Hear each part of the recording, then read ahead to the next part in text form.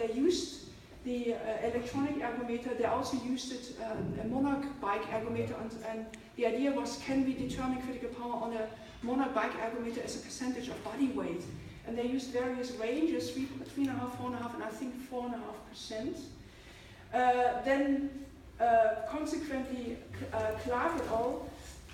In 2012, they used the electronic ergometer, a different one, but determined it as a function of body weight as well, a 3-minute test. And very recently, because this one didn't work that well, some of the subjects couldn't complete the 3-minute test.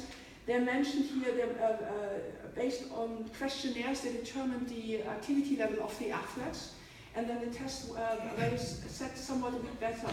Most of those have got sort of critical power, what they call critical power that works, but W prime doesn't sit that well.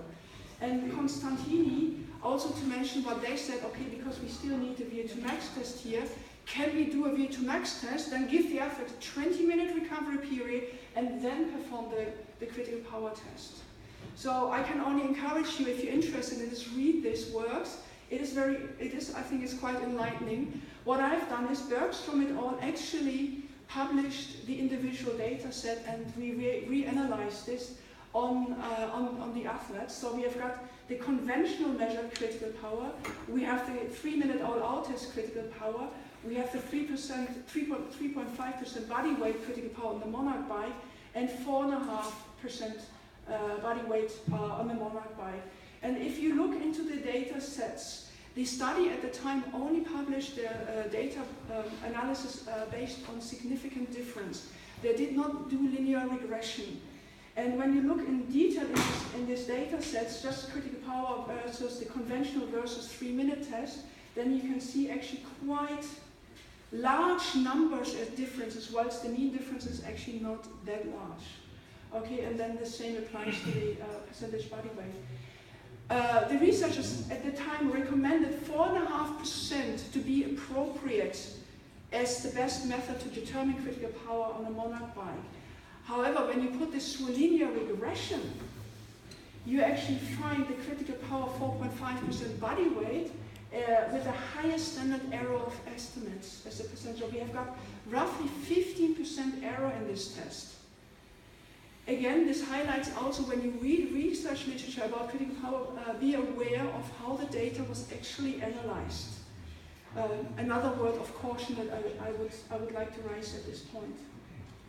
Now, I was interested in the 3-minute all-out test as well, and I thought, okay, if this follows really fundamental physiology, it should work in any exercise mode. It doesn't matter what I'm doing.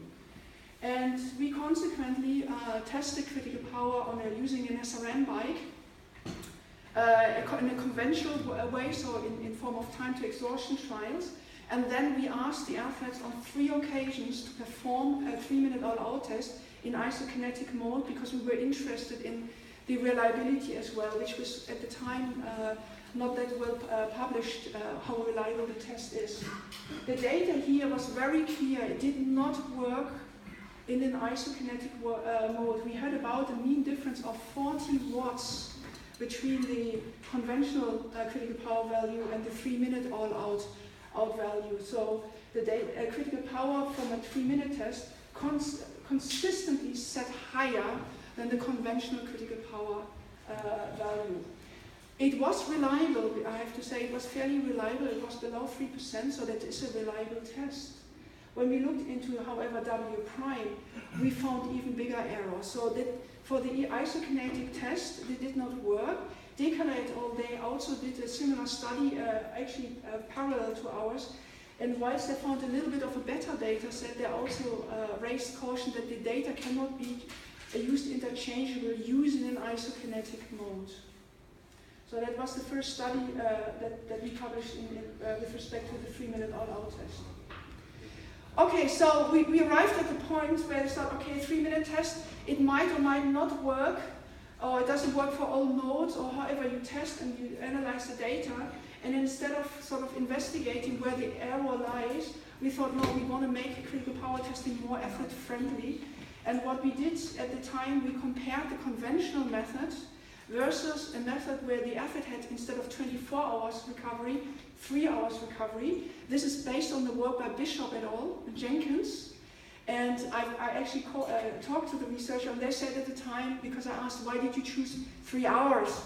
And the interesting answer was, it was not physiology that caused the 3-hour decision. It was based on them using students, and it was before a lecture and after a lecture, and then after the next lecture. So this is the rationale for giving 3 hours. However, we wanted to be consistent, so we replicated this. And at the time, there was also in the area of running critical velocity research published by Galbraith et al., which sort of started to use shorter recovery methods such as 30 minutes. So this work compared the athletes coming into the laboratory on different days. We used 3 data points versus 3 hours recovery, 3 data points, and 30 minutes. And the data actually sits quite well. I'm waiting for the journal to finally publish this. It's under review, and I think it is definitely in its final final row, not row, it's not an argument. We found an error with it. This is 3 hours versus 24 and 30 minutes versus 24. We found an average error of 7 watts, and here we found an average error of 10 watts. This is somewhat, from a literal point of view, absolutely it is acceptable.